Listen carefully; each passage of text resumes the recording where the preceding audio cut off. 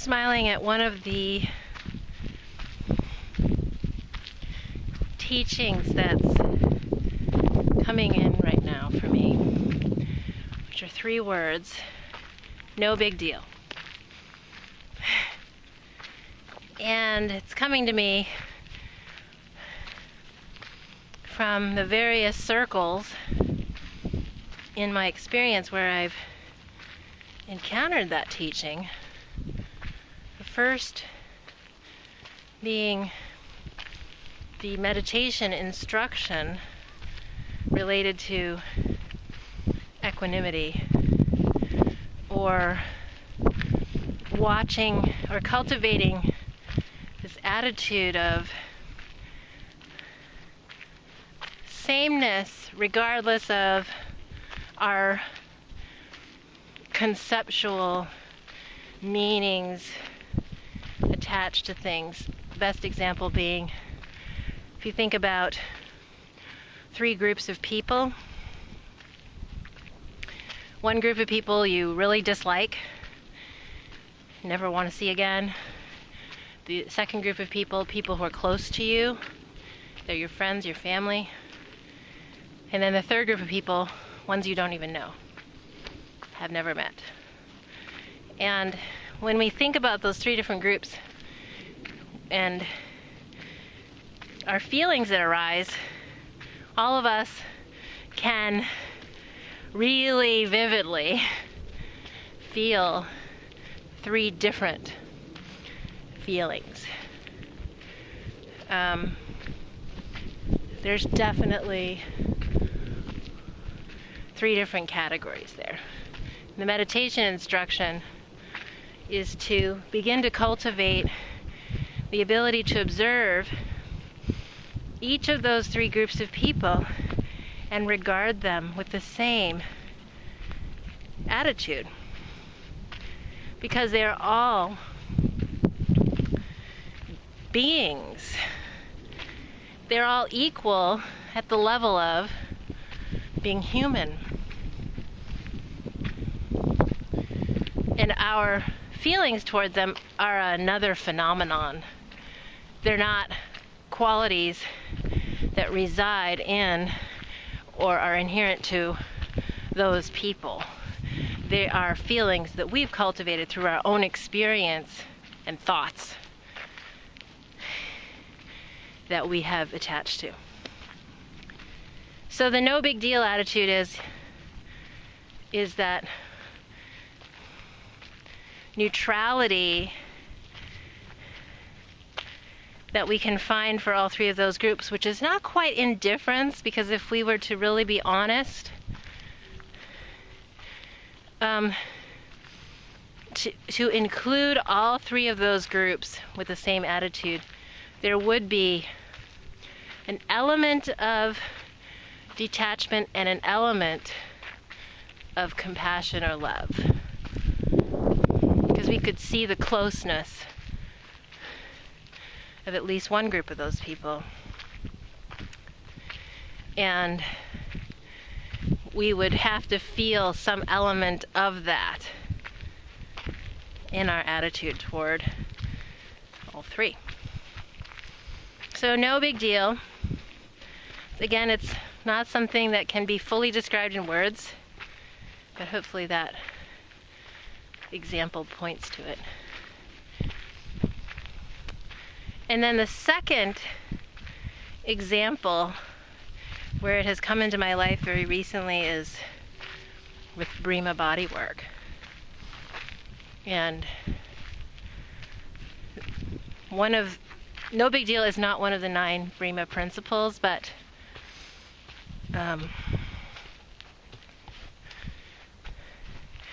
no big deal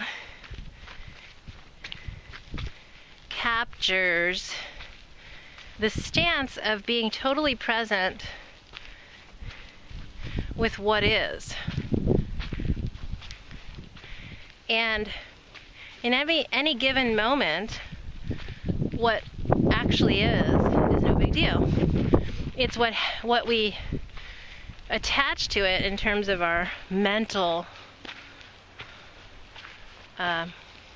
stories of the past or the future or our feelings toward it that can make it a big deal. So relating to the role of the healer or giver, we can make that a big deal. And this relates to what I'm doing to myself with, what do I call myself? What is it I'm doing? We can make it a big deal that we're the ones that show up with all this knowledge and experience and training and expertise, and everything is residing in us.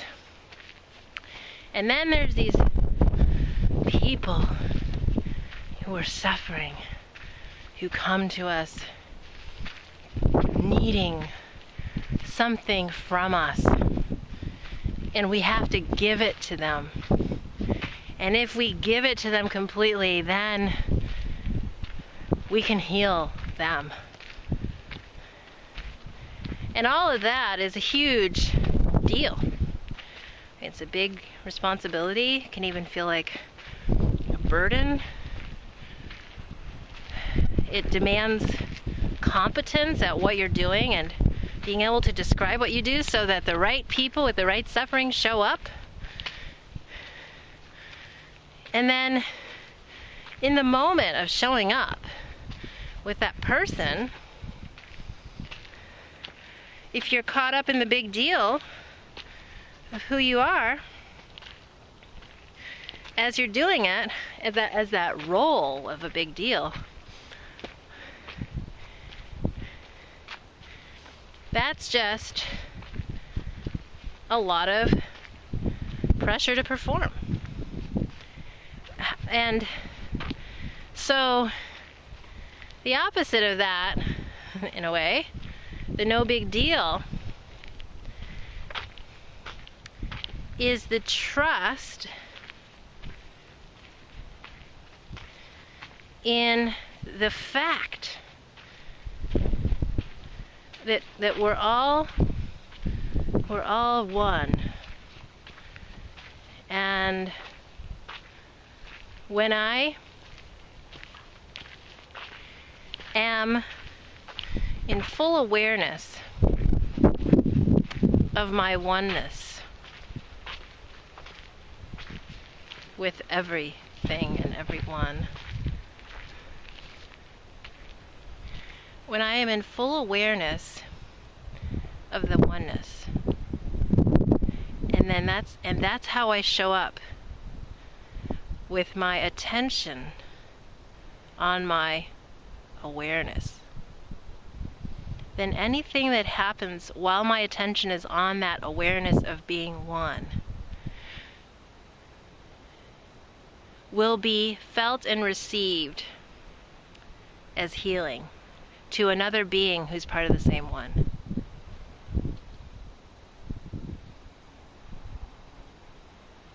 So my job that I give to my mind is to bring the attention to the awareness of oneness. So the body, the breath, that's the present moment.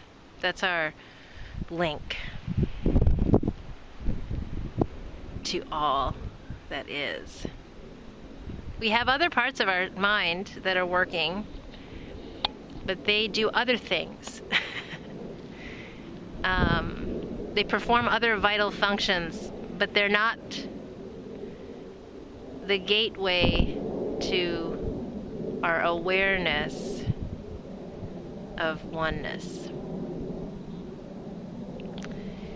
And so the no big deal comes in when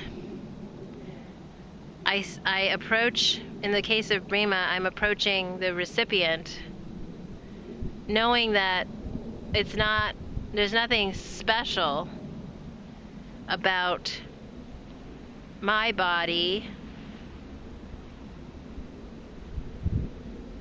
my touch, when I'm in the present moment. When I'm plugged into the present moment, then anything that flows through this body comes from this breath and this moment, which is also being occupied by that other body. That this body and my body are in the same present moment. And all I have to do to contact that person, which is not separate, is to contact the present moment through all of my being and have it transmitted.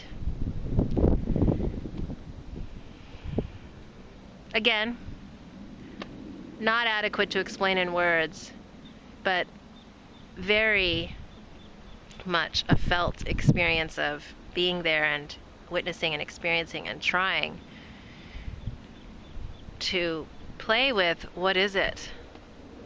What is it like to bring my mind into the body, to the breath, and to move as one with existence. There's many forms that could take. It doesn't dictate form.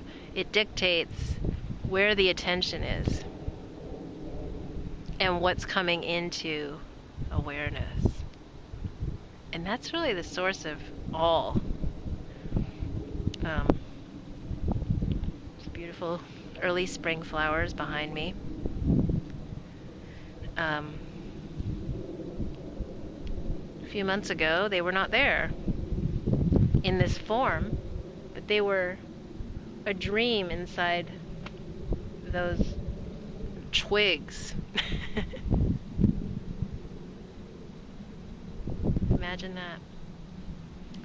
So they came into our awareness as this form, but they were long within the awareness of whatever cells were behind the creation and manifestation of those particular flowers. So no big deal. Play with it.